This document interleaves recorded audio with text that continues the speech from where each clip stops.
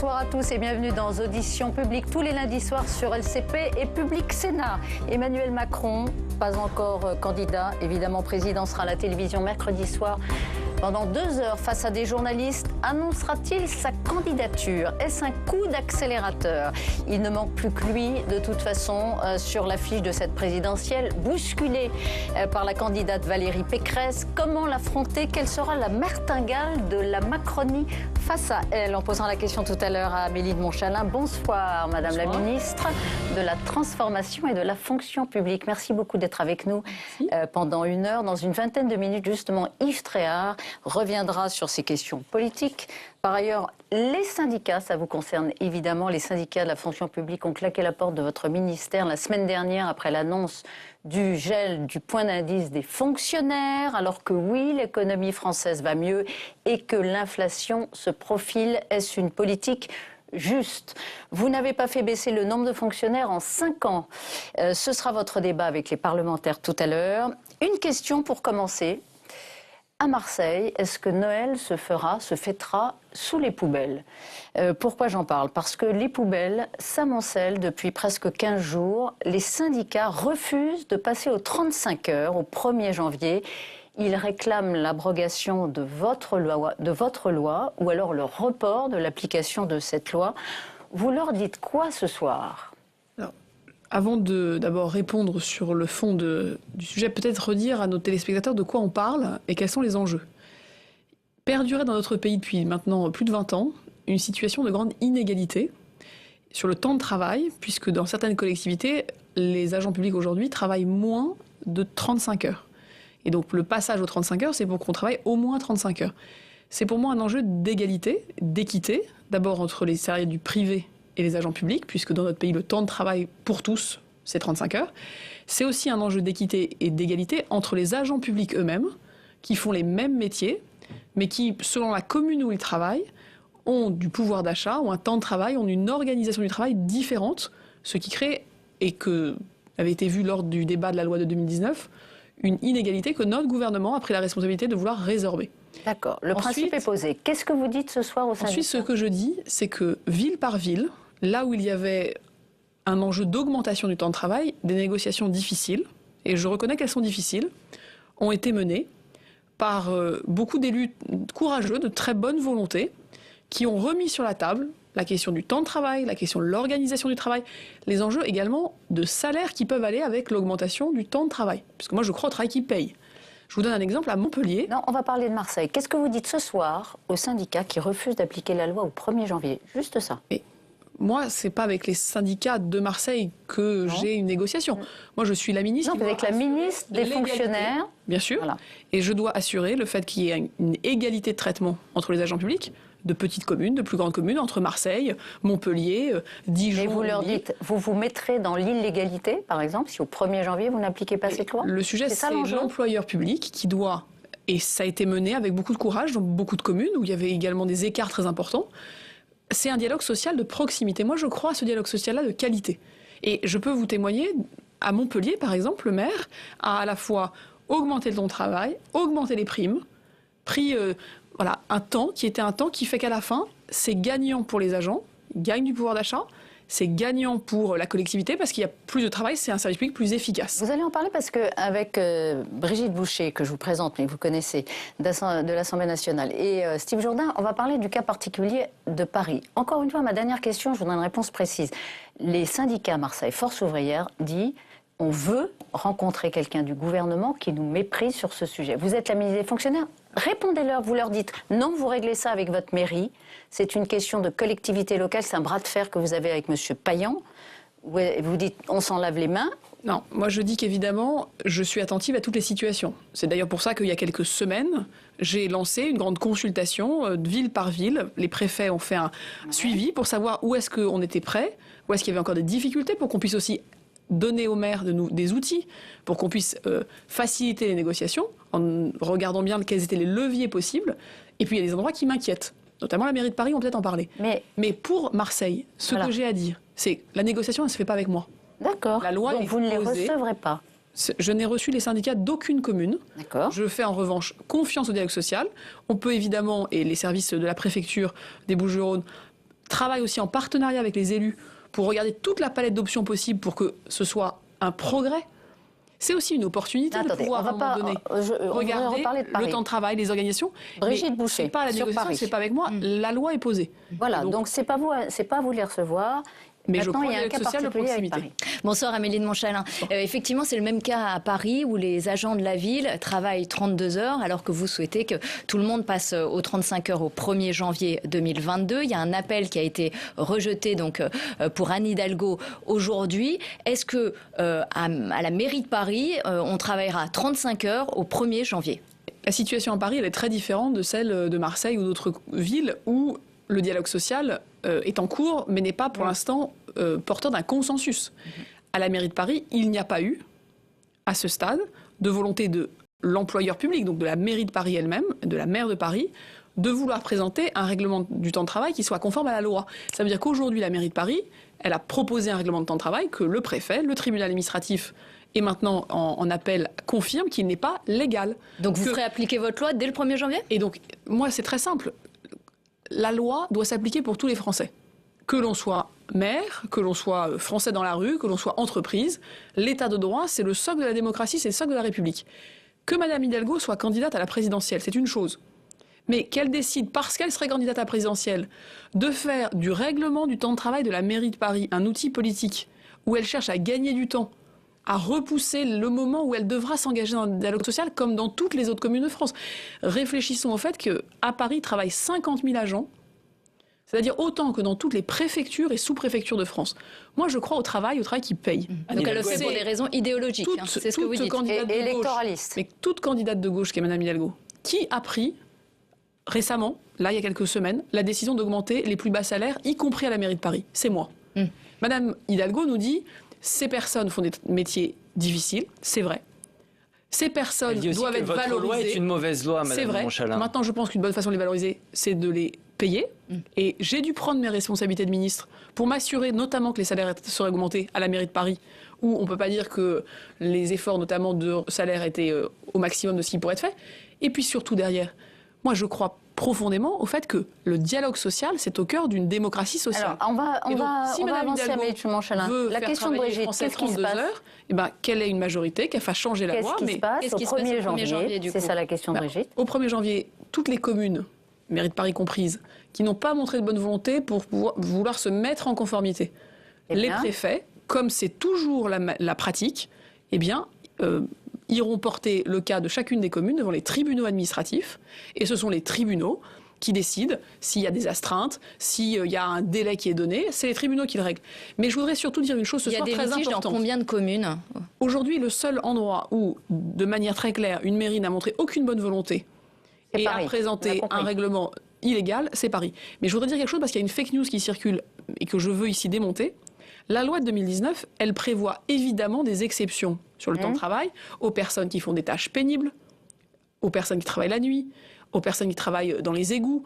Et évidemment, la loi, elle est une loi de progrès social. Simplement, elle dit que Mme Hidalgo nous dit... C'est ce que dit Mme Hidalgo. Non, à Paris, elle nous dit... On va conclure, parce qu'on va passer toute l'émission là-dessus. Il est bruyant, tout le monde à Paris travaille dans un environnement pénible. D'abord, je pense que c'est pas respecter les gens qui ont vraiment un métier pénible. Et deuxièmement, ça montre le peu de courage du dialogue social qui est mené.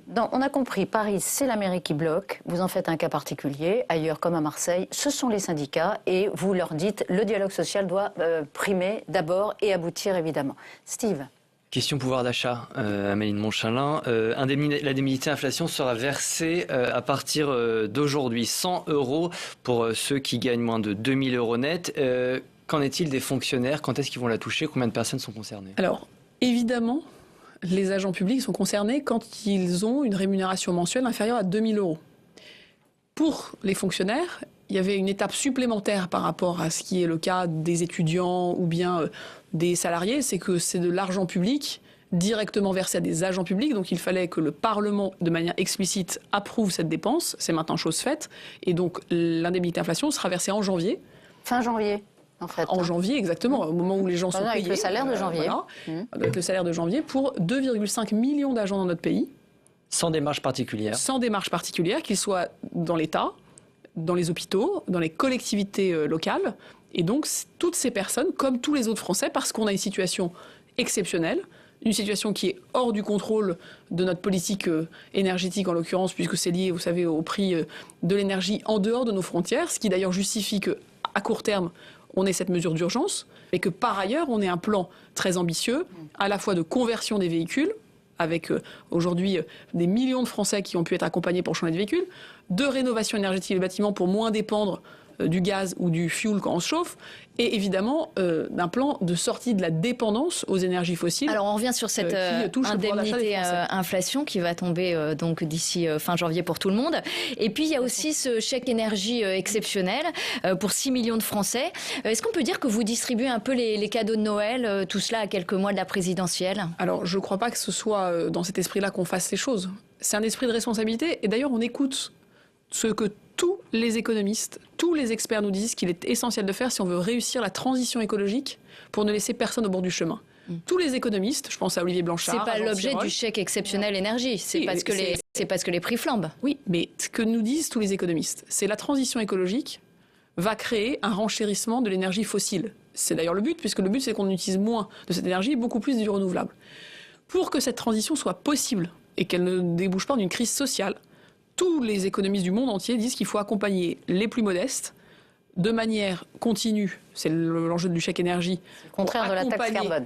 On a compris. Les ménages. Ou alors, quand il y a des périodes de pic, les ménages les plus modestes, c'est l'enjeu de l'indemnité inflation qui touche toute la classe moyenne et les plus précaires et les plus fragiles. Et donc, c'est pas un cadeau de Noël, ce que vous dites. Non, il faut accompagner les gens à évidemment amortir le choc de ces hausses. Le monde entier, les pays européens qui ont aujourd'hui une stratégie coordonnée au niveau européen font cette mesure.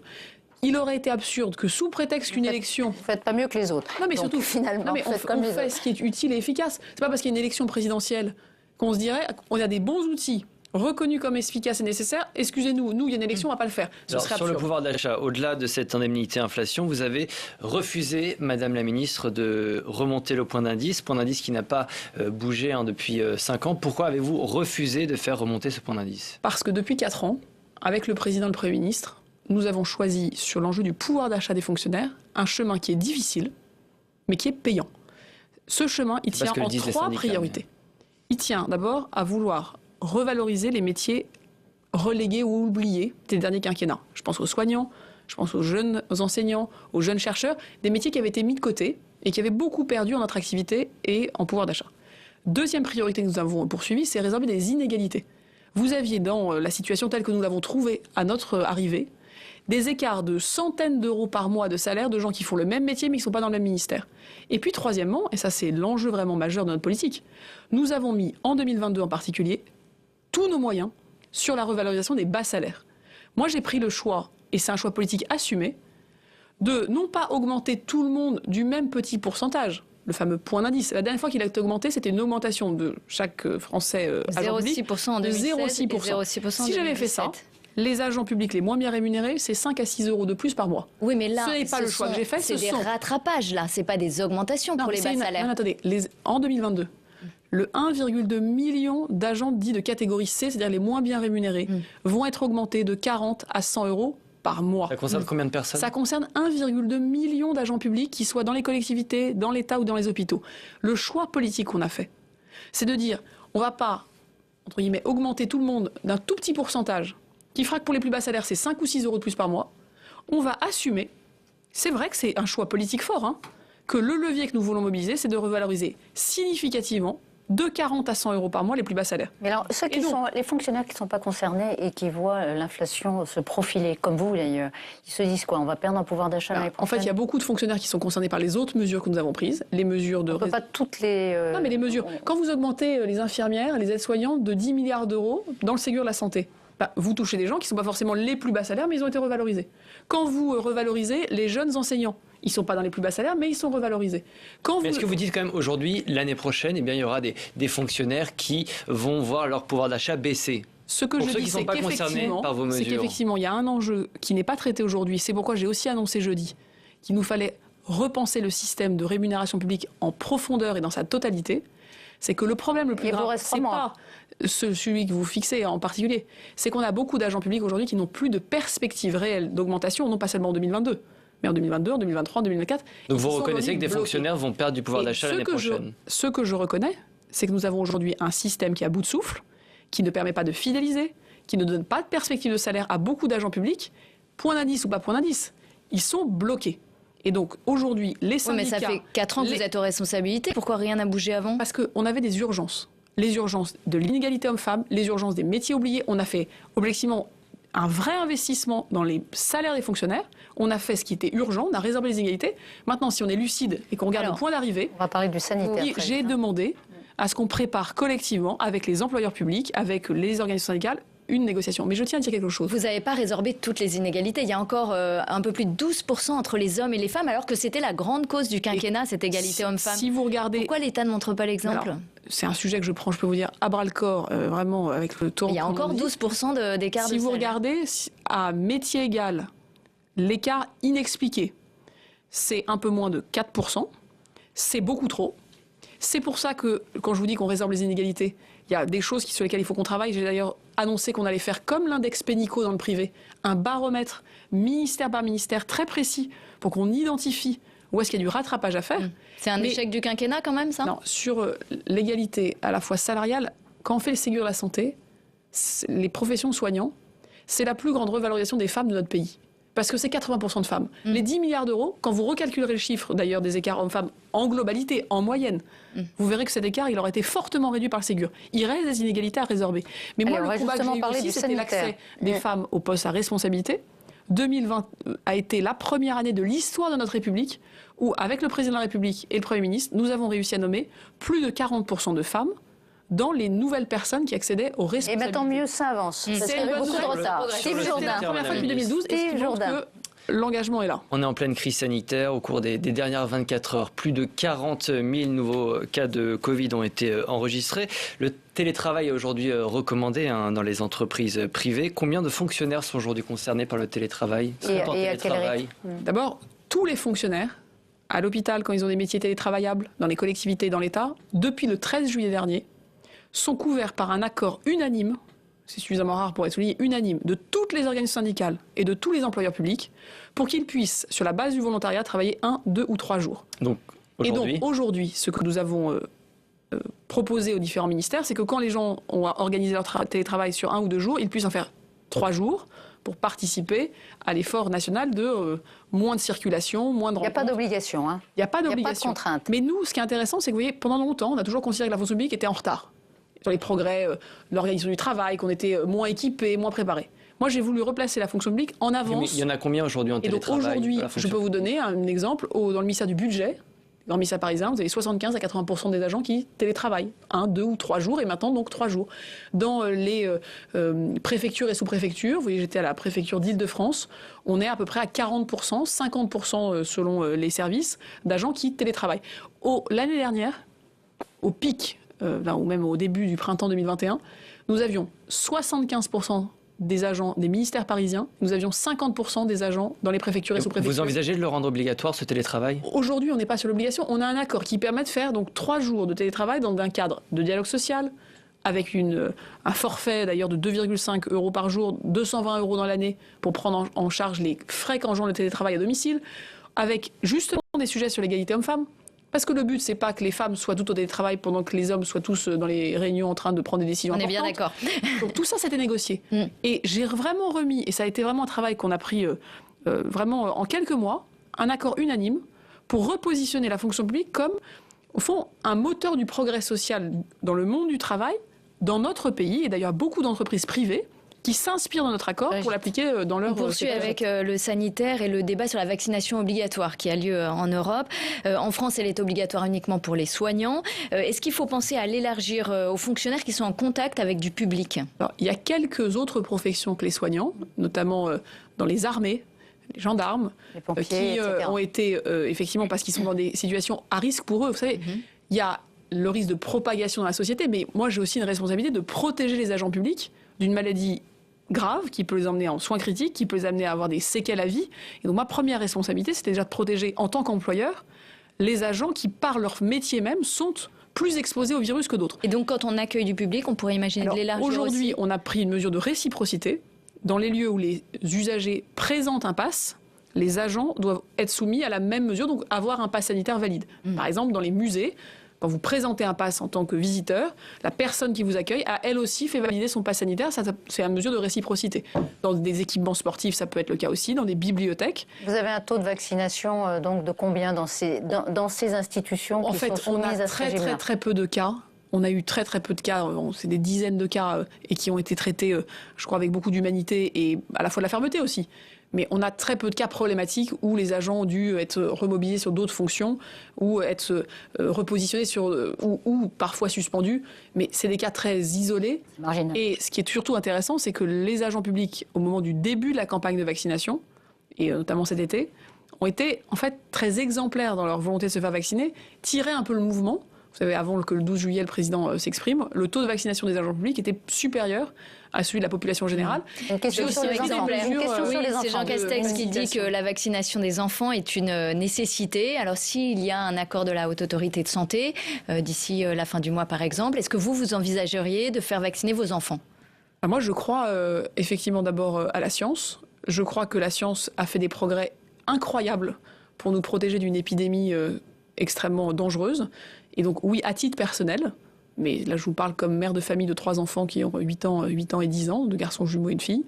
Oui, je pense que si le vaccin est autorisé, je ferai confiance à la Haute Autorité de Santé pour les protéger, assurer aussi qu'ils ne diffusent pas le virus autour d'eux et leur permettre notamment de suivre une scolarité continue. Et je pense que... Mais c'est un choix à la fois, vous voyez, personnel, réfléchi. Et ce ne serait pas obligatoire pour le coup. Et on a toujours pensé que ça devait se faire dans le cadre du volontariat. Vous avez vu d'ailleurs qu'on l'a ouvert là, dès maintenant, pour les 300 000 enfants les plus fragiles, qui ont des maladies chroniques, qui sont dans des situations de grande fragilité de santé, pour les protéger.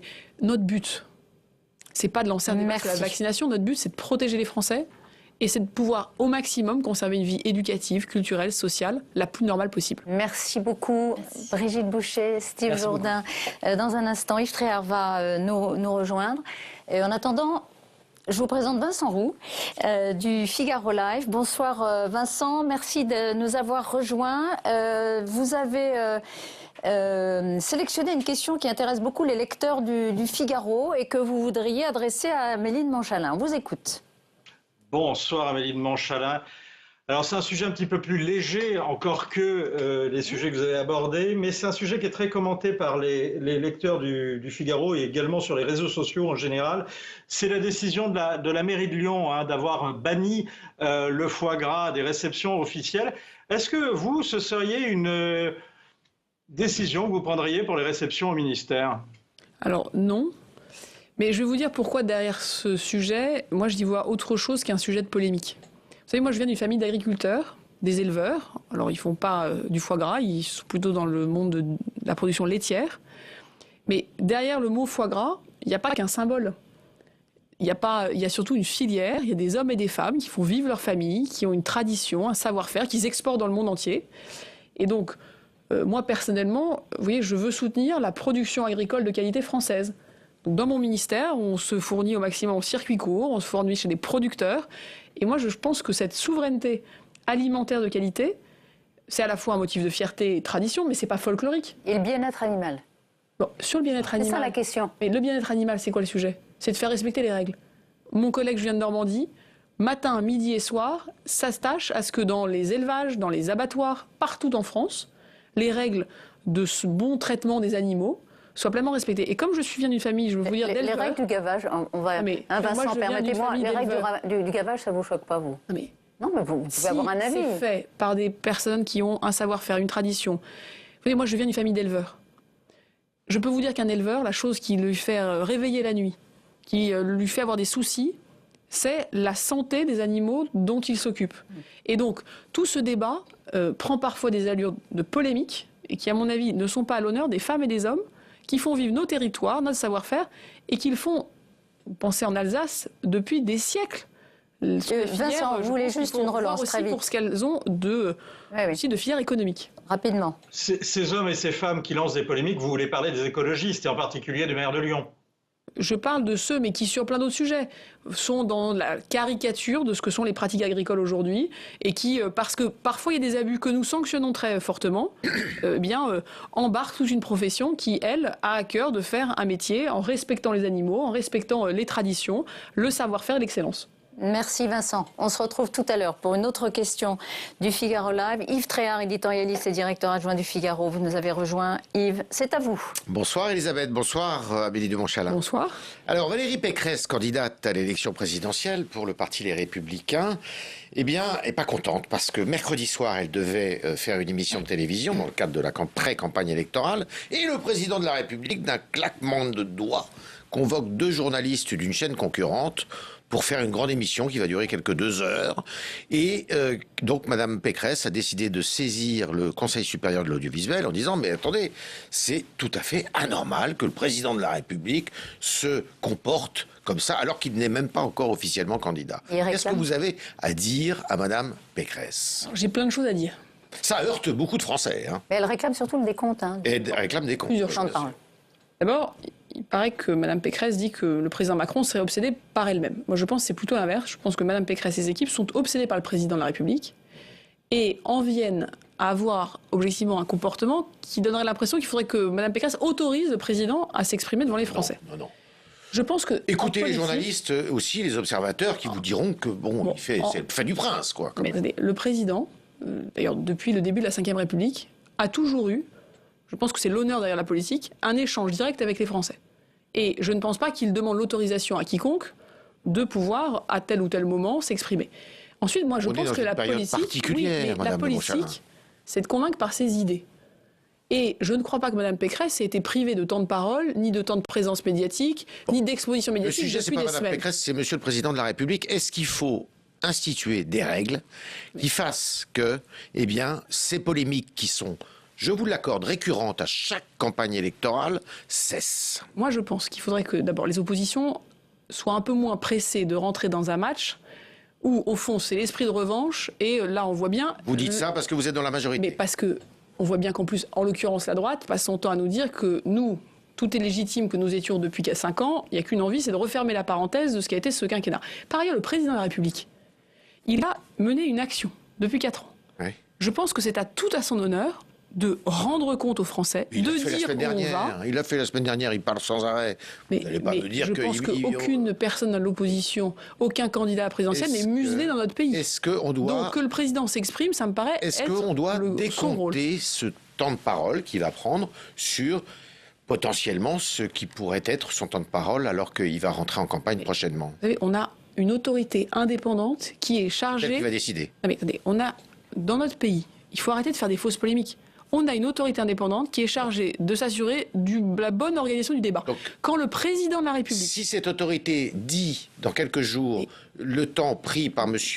Macron sera compté comme du temps de campagne politique s'il se déclare candidat. Jusqu'à nouvel ordre. Quand le président de la République parle aux Français, on ne décompte pas le temps du président de la République qui parle aux Français. On ne décompte pas le temps que le président de la République passe sur le terrain, quand il va à Vierzon, quand il va à Vichy, échanger avec des Français. On ne décompte pas ce qui fait, pour moi, l'éthique et l'honneur de la politique. Vous vous rendez compte que ce que vous dites là, ça veut dire qu'il pourrait se déclarer candidat l'avant-veille du scrutin? D'abord... Bah oui. Non mais il y a d'accord, mais il y a des règles dans notre pays. Il y a des comptes de campagne. Il y a des règles. Il y a des comptes de temps. Il y a un président qui dit j'ai une action, je veux pouvoir échanger, je veux pouvoir en rendre compte, je veux pouvoir me mettre devant les Français. Quand le général de Gaulle, depuis le début de la Ve République, Madame de Montchalin, des conférences de presse depuis 1965, les choses ont changé quand même. Mais on considérait que c'est le rôle qui a des règles, qui a fini son apprentissage. Si on suit votre raisonnement, vous en êtes à peut-être me faire dire que ce serait antidémocratique que le président de la République s'exprime devant les Français. Donc, vous savez très bien ce que je veux dire. Elle vous inquiète, Madame Pécresse, finalement? Non, attendez, moi je suis... Alors pas du tout, l'enjeu c'est pas la peur, c'est pas l'inquiétude, c'est les idées. Moi je peux vous dire que quand je vois ce que dit Madame Pécresse, quand je vois que ce discours, le point de départ, donnez un exemple, c'est la droite est de retour. Oui. Mais qu'est-ce que les Français ont à faire que la droite soit de retour? Le sujet, c'est ne dit pas que ça. Si on est dans cet esprit de revanche qui anime aujourd'hui la droite, dans l'idée que, n'ayant rien appris, rien oublié, on repart dans les rengaines de 2017, de François Fillon, de cet esprit... Alain Juppé. D'ailleurs... Elle soutenait Alain Juppé. Mais vous étiez d'ailleurs à ses côtés. Oui, mais moi je sais pourquoi je suis parti en 2016. Je suis parti précisément au moment où cette vision soi-disant libérale, soi-disant réformatrice, qui voulait d'ailleurs de manière très entêtée faire les réformes dans le sang et les larmes, quoi coûte que coûte, moi je préfère le quoi qu'il en coûte qui s'adapte à la réalité, que le coûte que coûte qui crée de l'entêtement. Et on a eu des exemples d'entêtement politique de gens qui ont joué justement des coups politiques. Oui. Ça s'appelle le Brexit.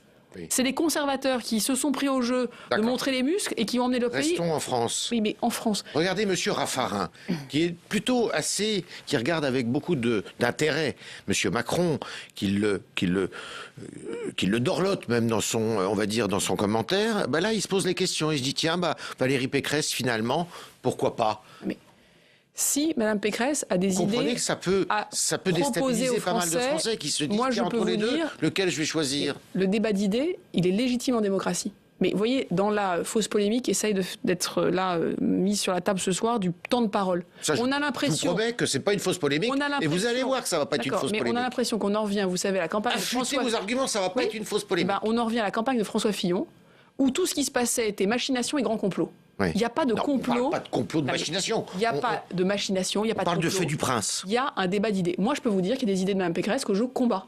Oui. Et je les combats. Lesquelles? Par exemple, quand on nous explique que la seule vision de l'État de la droite d'aujourd'hui, c'est cette obsession du nombre de fonctionnaires. Dont alors attendez, ça va être un débat. Vous allez avoir un débat tout à l'heure avec les parlementaires. On va en parler. Je combats l'idée que on puisse maintenant, à coup de référendum, un référendum pour reprendre le contrôle de l'immigration. Mais moi, je suis pour le fait qu'on contrôle l'immigration. Alors, que je suis également pour qu'on restaure la sécurité. Il paraît que Mme Pécresse va en faire un référendum. Vous allez en parler. Donc, je pense que ce ne sont pas des idées réalistes. Vous allez trouver mon propos à tantinet machiste venant de la bouche d'un homme. Est-ce que d'être une femme, en 2022, pour une élection présidentielle, ça peut être un atout en France? Alors, moi, je peux vous dire qu'en tant que femme, qui a été dans le premier groupe parlementaire paritaire, moi, j'ai été whip, vous savez, responsable du budget à la Commission des Finances. Voilà. C'était la première fois qu'une femme occupait ce poste, parce qu'avant, il aurait fallu une dizaine d'années de mandat pour qu'on octroie cette possibilité à une femme. Je suis membre d'un gouvernement paritaire. Je ne suis pas une jupette. Vous voyez, j'ai pas une tête de potiche. Florence Parly n'a pas une tête de potiche. Elisabeth Borne n'a pas une tête de potiche. Moi, je crois surtout que ce qui compte, c'est pas de savoir si on est un homme ou une femme. C'est ce qu'on pense. Est-ce qu'on peut nous reconnaître à nous, les femmes, d'avoir des idées? Pas une potiche non plus. Non, mais ce qui compte dans Mme Pécresse, c'est ses idées. Oui. C'est ce qu'elle pense, c'est ce qu'elle propose. Oui. Première femme élue président de la République, c'est pas pour vous un symbole de modernité quand même? C'est la modernité, c'est dans ce que vous proposez. Quand le président de la République fait de la violence contre les femmes, une priorité. Quand il arrive à faire nommer, je l'ai dit, pour la première fois de notre histoire, plus de 40% de femmes au poste de responsabilité. En tout état de cause, en tant que femme, ça vous ferait plaisir qu'on ait une présidente femme? Mais moi, ce qui me ferait plaisir, c'est qu'on ait surtout un ou une présidente qui a un programme moderne. Dernière question. Nous, le fait que nous, les femmes politiques, on n'est pas là pour le symbole, que la modernité, c'est qu'on ait des rôles, qu'on ne soit pas là sur les photos, et que Mme Pécresse soit une femme, c'est une chose. Maintenant, moi, ce qui me compte dans la candidature de Mme Pécresse, ce sont ses idées. Alors, on a compris. Je suis d'accord. Une dernière question. Une question ou deux très courtes. Alors, une très courte. Qu'est-ce que vous pensez de M. Darmanin, qui est avec vous au gouvernement, qui dit, en parlant de Pécresse, de Mme Pécresse, elle peut être une bonne candidate pour Versailles. Je ne crois pas que ce soit une bonne candidate pour parler aux électeurs de Tourcoing. C'est un peu dur, ça, quand même. Hein. C'est un peu délit de sale gueule, quand même. Quand Mme Pécresse... Ou de grande bourgeoisie. Mais nous dit que son modèle, c'est Thatcher et Merkel. Je suis pas sûr. Effectivement, je peux vous dire que dans les quartiers populaires, que je suis pas sûr que dans les quartiers où on cherche à relancer l'industrie, relancer les services publics. Ce ne sont pas vos moi, ma référence, c'est pas Thatcher. Je peux vous le dire. Et je peux vous dire que c'est pas une question de classe sociale. C'est une question de idéologie politique. D'accord. Et je suis très clair sur le sujet. Justement à ce propos, Monsieur le Président de la République a fait une tournée, enfin est actuellement en Hongrie, il a fait une conférence de presse la semaine dernière sur l'Europe. Est-ce que vous pensez qu'aujourd'hui, c'est un argument que de parler de l'Europe dans une campagne électorale en France? Alors, ou au contraire un handicap? Je vais vous dire une chose. Le Président de la République est le premier président de la Ve République à avoir fait de l'Europe non pas un hochet symbolique qu'il fallait manier aux bonnes occasions, a jamais été ambigu. Il a toujours dit, je serai sur l'Europe, un président qui fera de l'Europe un outil de souveraineté et de puissance pour la France. Donc il est fidèle à ses idées. Et donc il est fidèle. Et on va le voir à l'œuvre. C'est plutôt l'aboutissement de cette rédaction que l'idée qui lui serait surgie d'un seul coup en se disant, vous savez, moi j'étais la ministre des Affaires européennes de ce président, c'était un grand honneur de faire un travail objectivement parfois très ingrat, d'aller chercher pays par pays des majorités pour faire avancer les choses. C'est ce qu'on verra. Et c'est là qu'on reconstruit la puissance française. Merci beaucoup, Yves. Merci pour ce débat très animé et intéressant. On va accueillir deux parlementaires pour débattre d'un sujet, alors là, qui sans doute vous passionne aussi, qui est très intéressant. Mais d'abord une question d'actualité à Amélie de Montchalin. Appel à la grève SNCF. 3 syndicats, Sudrail, CGT et UNSA, entendent débrayer le premier week-end des vacances, 17, 18, 19, là, le décembre, sur les axes sud-est, où il y a beaucoup de Français qui se rendent pour les vacances de Noël, mouvement reconductible pour des salaires plus hauts. Quelle est la position du gouvernement ? La position, je la laisserai évidemment mon collègue ministre des Transports vous la détailler. Mais on a réformé la SNCF parce que cette entreprise avait besoin d'être modernisée. Non, alors, je me pose une question, il le dira, le principe même de cet appel à la grève. Mais le droit de grève, il est protégé par la Constitution. Ensuite, est-ce que le motif de grève, entre guillemets, est légitime ? Et est-ce qu'on a des réponses à apporter qui soient autre chose que le bras de fer ? Jean-Baptiste Djebbari vous répondra sur le fond. Moi, je tiens à vous dire que c'est pour nous une fierté d'avoir réformé cette entreprise, de l'avoir modernisée et de s'assurer que nous puissions faire de notre outil de transport... C'est une bonne méthode, un bras de fer choisi le premier week-end de Noël. C'est une méthode dont vous dites, bon voilà, c'est le droit de grève, après tout. Ce que j'ai à dire, c'est ensuite, est-ce qu'il y a un dialogue social honnête et authentique qui se met en place ou est-ce qu'on est juste dans la posture et les apparences ? Mais en tant que ministre du gouvernement, effectivement, on respecte le droit de grève, mais on va aussi expliquer aux Français ce qui a été fait dans l'entreprise, quelle est la réalité, et que chacun pourra juger ensuite de ce qui se passe. On a le plaisir d'accueillir Annie Genevard. Bonsoir Madame Genevard, députée LR du Doubs, vice-présidente de l'Assemblée nationale. Merci à vous d'être là. Rémi Féraud, sénateur socialiste de Paris, merci beaucoup. Alors, votre thème commun, je vais tout de suite vous donner la parole, ce sont les fonctionnaires, la réduction du nombre de fonctionnaires. Le programme de Valérie Pécresse est très clair sur ce sujet. Vous n'avez sans doute pas les mêmes options. C'est vous qui ouvrez le bal, Madame Genevard, face à la ministre des Fonctionnaires. Merci, bonsoir Madame la Ministre.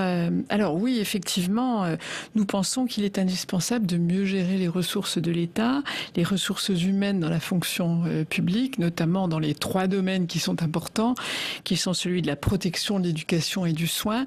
Et en effet, nous voulons réduire le nombre d'emplois publics, non pas seulement dans une seule logique comptable, mais parce que beaucoup s'accordent à considérer aujourd'hui que notre pays souffre terriblement d'une suradministration. Et en la matière, votre action n'a rien résolu. Et je pense que nous avons un État qui étouffe les Français sous le poids des normes, qui étouffe l'initiative française. Et je crois qu'en la matière, il y a beaucoup à faire. Il y a beaucoup à faire et c'est la raison pour laquelle, effectivement, Valérie Pécresse a le projet, non pas de supprimer des fonctionnaires, comme Madame de Montchalin se plaît à le dire, comme s'il s'agissait de supprimer il s'agit de diminuer le nombre d'emplois publics et d'en recréer ailleurs, où il y en a besoin en effet, pour rendre l'État plus agile, plus efficace, parce que au fond, le problème, c'est qu'il y a beaucoup d'administration, mais un déficit dans l'exécution. Et quelle est votre interpellation, en fait ? Vous n'avez rien fait pendant 5 ans, on va le faire, nous, le travail que vous n'avez pas fait. Mon interpellation, moi je connais bien Madame de Montchalin, puisque nous avons siégé sur les bancs ensemble. Elle a beaucoup de tempérament, je le lui reconnais bien volontiers, mais une autosatisfaction orgueilleuse et parfois un brin arrogant. Et je pense qu'en la matière, elle devrait s'interroger sérieusement pour ne pas faire du maintien du nombre d'emplois publics un totem absolu. D'autant que, comme cela a été rappelé avec malice par Yves Tréhard, en son temps, Madame de Montchalin a défendu un candidat qui envisageait d'en supprimer 300 000. Alors, donc, voilà, il y a quand même là quelque chose qui interpelle beaucoup et on se dit, Madame de Montchalin, en changeant d'équipe, a tourné le dos à une conviction qui était la sienne en son temps. Alors, il y a beaucoup de questions, mais vous allez répondre à tout ça. Je vais répondre point par point. Et Rémi Féraud, vous intervenez quand vous voulez. Que ce qu'on appelle la droite aujourd'hui ait au moins l'humilité de reconnaître que ce qu'elle propose aujourd'hui, quand vous étiez aux responsabilités, sous le quinquennat de Nicolas Sarkozy, et en particulier entre 2010 et 2012, ça a pris le nom, cette réduction des fonctionnaires qu'il fallait mener. La RGPP.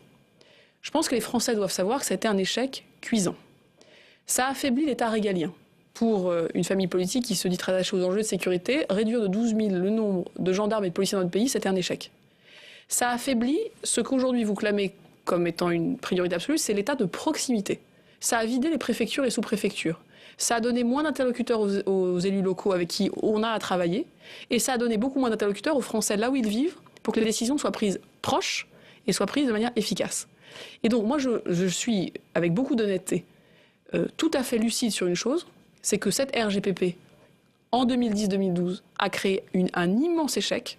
C'est une vision comptable aveugle, qu'aujourd'hui, j'ai l'impression qu'on est dans le recyclage d'un programme qui était en particulier celui de M. Fillon pour donner des gages à un électorat, et que ce n'est plus adapté à l'état de la France d'aujourd'hui. Je peux vous dire ce qu'on a fait, nous, avec le président de la République depuis 4 ans.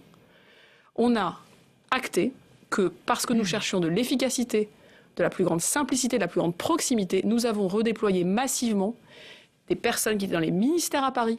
Nous avons redéployé sur le terrain, dans les départements.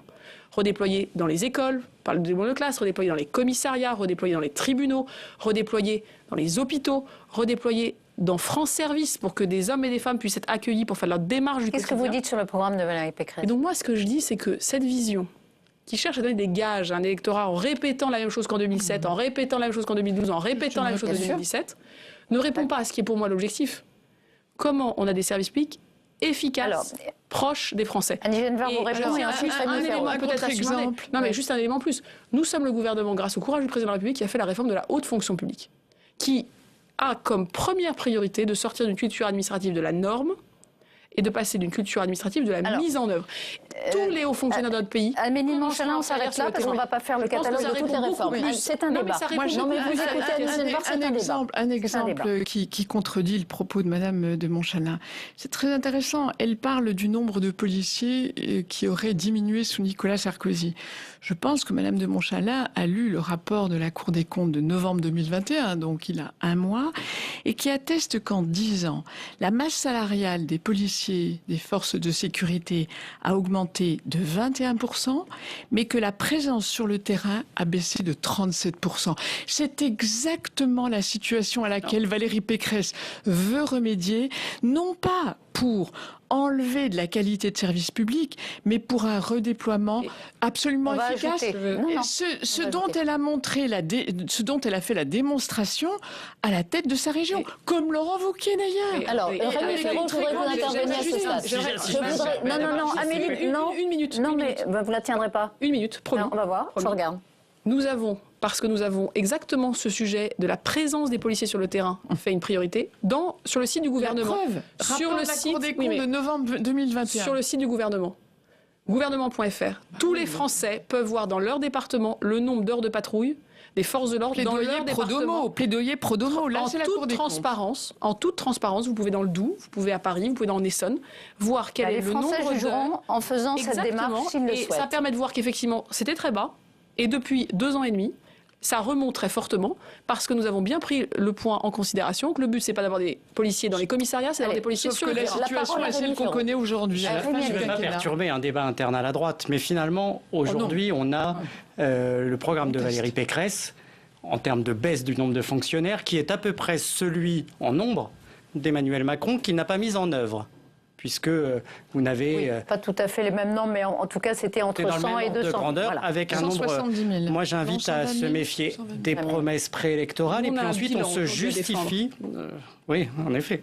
Et ensuite, on se justifie de ne pas avoir diminué ministère par ministère, notamment là en l'occurrence dans les ministères régaliens, le nombre de fonctionnaires. En réalité, la RGPP a été un moment terrible et aujourd'hui, nous ne sommes pas à 10 000 policiers, gendarmes de plus à la fin du quinquennat comme on s'y était engagé, comme vous y étiez engagé.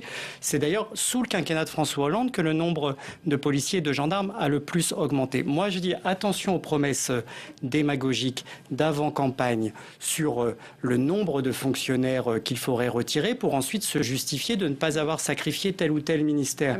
J'entends bien les promesses aujourd'hui de Valérie Pécresse. Je ne sais pas quelles seront les promesses que fera Emmanuel Macron s'il est candidat en termes de nombre de fonctionnaires.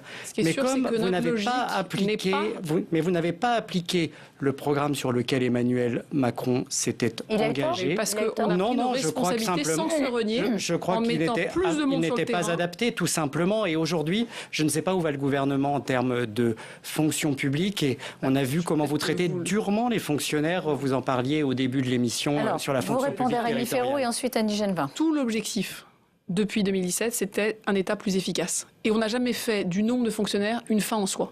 on le voyait comme un moyen de redéployer nos forces en proximité des Français. Ce qui s'est passé en 4 ans, c'est qu'on a tenu cette même ligne, mais en faisant les plus et les moins.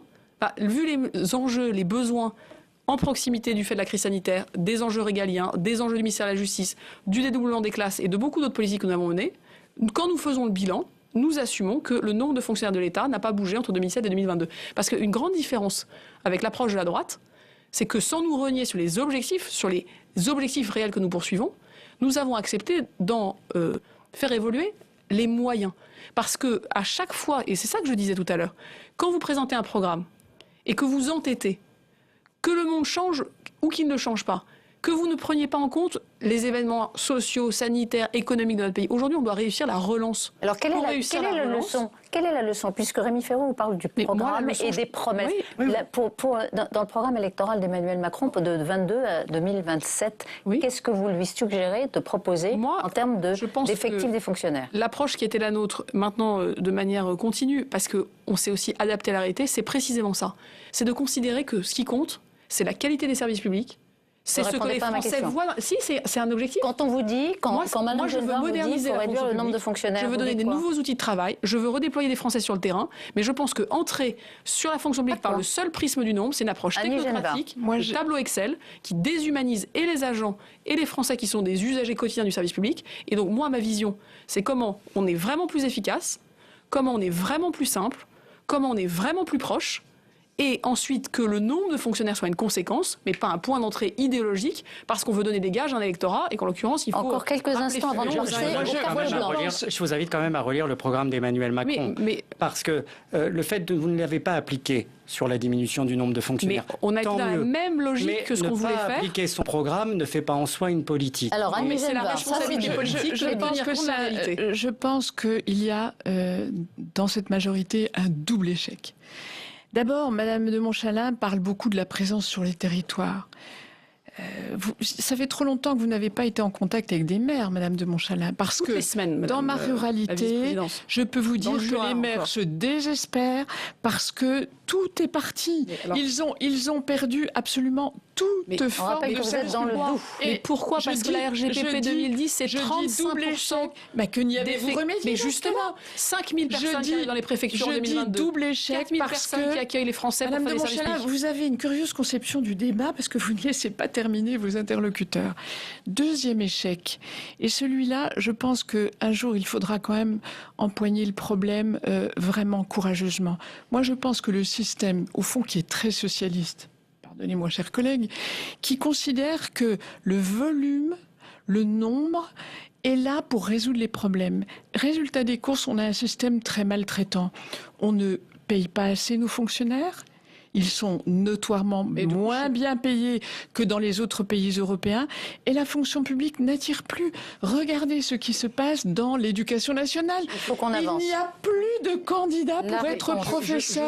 Et c'est dramatique parce qu'on mais c'est pas le seul domaine. Je pense que c'est un système doublement maltraitant, loin des territoires et finalement maltraitant socialement pour les fonctionnaires humains. On a compris. Une réponse courte à Amélie Montchalin parce que 2021 et 2022 sont les premières années depuis maintenant 15 ans où effectivement le nombre de fonctionnaires interlocuteurs des maires sur le terrain réaugmente. Ah bon? C'est un choix politique très fort et je suis prête à venir vous détailler dans le Doubs où sont les espaces France Service, où sont les personnels dans les préfectures et sous-préfectures, comment on réarme. Avec quel personnel? Avec les personnels municipaux? C'est certainement pas avec les fonctionnaires de l'État. Deuxième élément sur lequel je souriais. Nous avons passé tout le début de l'émission à échanger sur le pouvoir d'achat des fonctionnaires et j'appelle et j'ai ouvert la préparation d'une négociation pour repenser en profondeur ce système de rémunération qui ne satisfait plus personne. À 4 mois de la fin du quinquennat. Oui, après avoir par ailleurs révalorisé les salaires, notamment des soignants, qui avaient été, notamment par les présidents de majorité, complètement délaissés. Mais ce qui m'intéresse, c'est que ce sujet, qui est un bon sujet, comment on veut rémunérer, comment on veut attirer, comment on veut rendre notre fonction publique attractive, y compris dans la fonction publique territoriale. Bien. Mais qui en parle? Ce soir, vous êtes la première personne de la droite, comme on dit, qui me parle de ce sujet depuis maintenant 1 an et demi. Mais parce que vous croyez que nous n'en parlons pas, c'est toute la logique de notre projet. Je n'ai vu dans votre programme qu'une seule chose, supprimer le statut, comme si ça allait tout résoudre, mais garder les grands corps Parce que cela, il ne fallait pas y toucher. Je pense que c'est ça qui restera de votre politique. C'est ça qui restera de votre politique, Madame de Montchalin. C'est la suppression démagogique de l'ENA. Alors, c'est ça qui restera de vous. Moi, je suis fière d'avoir porté une réforme que Jacques Chirac voulait faire, que Nicolas Sarkozy voulait faire, que la droite a porté pendant des années. Ceux qui renient ce qu'ils ont été, je ne suis pas énarque, je ne suis pas fonctionnaire. Je parle de votre président. Et mon président, comme vous dites, il a fait une chose qui est courageuse, c'est qu'il a dit comment la haute fonction publique peut s'adapter aux enjeux du XXIe siècle par sa formation. Vous voulez mettre les Allez, on va pas refaire. Allez, c'est terminé sur ce sujet. Les ambassadeurs, restaurants ambassadeurs sont des métiers essentiels à la vie quotidienne. Votre carte blanche, on va parler de sont plutôt ceux qui l'ont pratiqué. De la jeunesse. Allez-y. Dans toute cette crise, saisissez la parole. La jeunesse a été vraiment la sacrifiée depuis 1 an et demi. Sur la gestion de la crise sanitaire, le gouvernement a fait beaucoup d'erreurs, des insuffisances, parfois a fait ce qu'il fallait. Mais s'il y a vraiment une faute qui a été commise, c'est d'avoir abandonné la jeunesse à ce point. Alors que le président de la République lui-même a dit que la jeunesse était la grande sacrifiée de la crise économique, sociale, des confinements. Et il l'a totalement laissé dans la précarité, dans la pauvreté pour un grand nombre de jeunes, refusant la mise en place de tout dispositif de soutien aux revenus en dehors d'un moment très ponctuel. Votre question porte sur le contrat d'engagement, non ? Contrat d'engagement réduit à peau de chagrin. Engagement l'an dernier de 150 € par mois qui finalement a fait pchit et n'a pas été tenu. Comment pouvez-vous aujourd'hui assumer d'avoir fait aussi peu pour les jeunes de ce pays qui se retrouvent dans une telle précarité, parfois dans de telles difficultés, et de ne proposer aucune perspective autre que quelques contrats d'engagement de plus qui sont une reprise des dispositifs existants? Par le décalage entre ce que vous dites et la réalité de notre pays. Nous avons engagé un plan qui s'appelle Un jeune, une solution. 3 millions de jeunes ont été accompagnés par ce plan. 2,4 millions de jeunes ont trouvé un CDD ou un CDI depuis la dernière sortie, l'été 2020.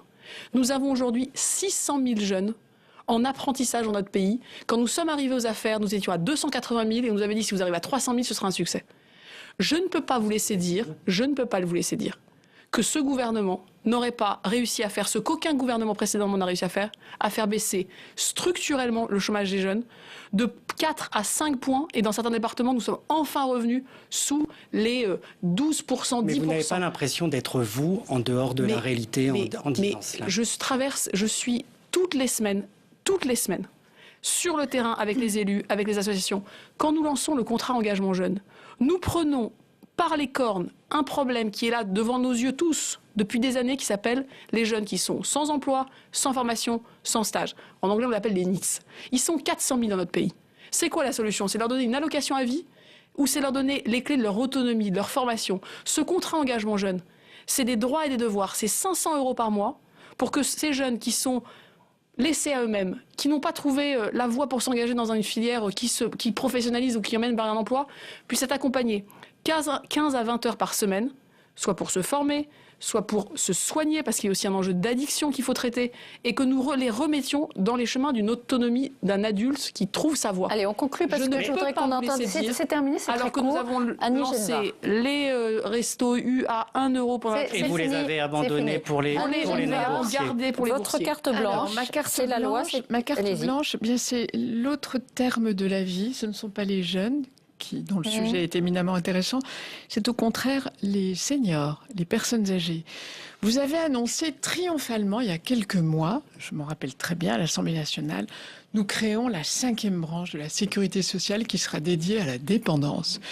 Vous en avez fait un slogan pendant des semaines. On allait voir ce qu'on allait voir. Et puis, cette réforme a été longuement préparée. Vous avez même nommé une ministre pour ça, Madame Bourguignon. Et puis rien. Et puis rien. Mais là aussi. Quelques mesures conjoncturelles en direction des aidants familiaux, des soignants. Mais j'estime qu'il n'y a rien. Et c'était pourtant annoncé dans le programme d'Emmanuel Macron. Ça a très mal commencé le quinquennat avec l'augmentation de la CSG et des retraités. Donc, moi, je pense que c'est une faute parce que, on le sait, notre population vieillit et pourquoi avoir si peu de considération, pourquoi tant d'annonces et si peu d'actions, si peu de résultats, si peu de réformes? Au fond, ça me paraît très emblématique de ce qu'aura été le quinquennat d'Emmanuel Macron. Pardon, mais vous avez 2 minutes pour répondre. Vous êtes vice-président de l'Assemblée. Oui, ça me donne un poste d'observation très intéressant. Vous savez qu'a été voté il y a quelques semaines la revalorisation de 13 à 15% des personnes qui travaillent à domicile pour les personnes âgées. Oui, les aidants familiaux. Vous savez qu'a été... Pas familiaux, les personnes, les assistants de vie sociale. Oui, vous allez me parler aussi des aidants familiaux et des intervenants. Je ne vous parle pas des aidants familiaux, je vous parle des femmes et des hommes qui s'engagent dans des métiers très difficiles du soin à domicile. Nous avons voté 1 milliard d'euros pour faciliter la rénovation des logements des personnes pour qu'elles puissent rester à domicile, notamment des rénovations dans les salles de bain qui sont essentielles. Nous avons voté 2 milliards d'euros dans le cadre du Ségur de la Santé pour rénover les EHPAD. Nous avons résorbé des inégalités entre les départements. Vous l'avez voté, madame, peut-être, j'espère vous l'avez voté, je ne sais pas quel était votre vote, pour que dans tous les départements de France, il y ait un tarif unique de prise en charge de 22 € par heure, des heures que passent ces aidants, qui sont parfois des soignants, sans être forcément formés d'ailleurs comme des soignants, au domicile des personnes âgées. Mais est-ce que ça en fait la 5e branche de la sécurité sociale? Quand Madame Bourguignon, qui certes n'a pas fait une loi en son nom, mais qui a mis toutes ces mesures dans cette 5e branche, qui était d'ailleurs un projet de Nicolas Sarkozy qui ne l'avait pas pu faire à l'époque, je tiens là aussi à ramener les débats dans la réalité. Est-ce qu'on a tout résolu? Non. Est-ce qu'on arrive à recruter assez? Non. Est-ce qu'il faut former mieux? Oui. Mais pourquoi l'avoir annoncé ainsi? Parce que faire des mesures utiles, telles que celles que vous énoncez, que vous énumérez, mais créer la 5e branche de la sécurité sociale, c'est une autre ambition, c'est tout à fait autre chose. La 5e branche de la sécurité sociale, la grande loi dépendance, comme le revenu d'engagement pour les jeunes, ce sont 2 grandes réformes sociales annoncées par le président de la République à l'été dernier et abandonnées par le gouvernement cet automne. C'est un résumé assez juste de la situation. Je ne vois pas où est l'abandon, je ne vois pas, en mettant toutes les mesures dont je vais vous parler, financées dans le cadre de ce budget, dans le cadre de sa 5e branche, c'est des centaines de millions d'euros financés par l'État, parce que je crois, comme vous, et vous avez tout à fait raison de le souligner, c'est un enjeu majeur, comment les personnes âgées dans notre pays ne sont pas, au fond, obligées de se dire qu'elles restent chez elles tant qu'elles peuvent dans de mauvaises conditions, pour ensuite aller dans des EHPAD où elles sont obligées d'aller faute de on ne vous mettra pas d'accord, mais malheureusement, revenons-en, s'il vous plaît, à ce que vous votez.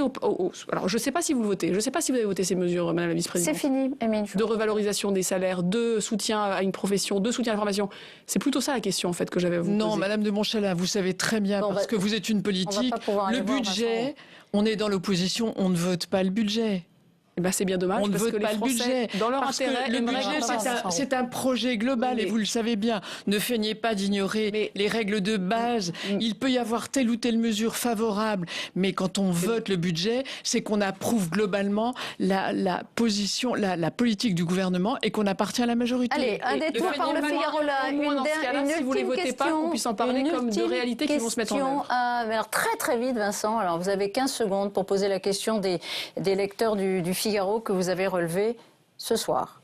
Une question très importante, Elisabeth. Beaucoup de commentaires autour des débordements observés après le match Maroc-Algérie samedi soir. Est-ce que, Amélie de Montchalin, ce sont des simples débordements qu'on a vus sur les Champs-Élysées et à Barbès, ou le symptôme, comme le dit ce lecteur du Figaro, d'un échec de l'intégration et de l'assimilation? Ouh là là, grosse question. Vous avez 30 secondes, alors ça va être compliqué. Ce sont des actes absolument condamnable, sur lequel la fermeté de l'État est totale. Je vais d'ailleurs vous signaler qu'il y a eu des débordements en marge d'autres matchs qui se tenaient entre des villes, notamment, je crois que c'était Nice-Marseille il y a quelques semaines, que nous avons un enjeu majeur de sécurité avant, pendant et après les manifestations sportives. Et évidemment, dans notre pays, nous sommes en République, la loi s'applique pour tous, dans toutes les circonstances, sur les Champs-Élysées, soir de match ou pas.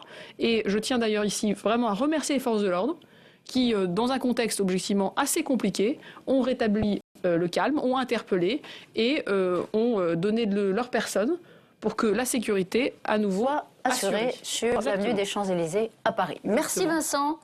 Vous avez votre réponse, on n'a pas le temps d'aller plus loin. Merci beaucoup Annie Genevard, Rémi Ferraud d'avoir été ce soir.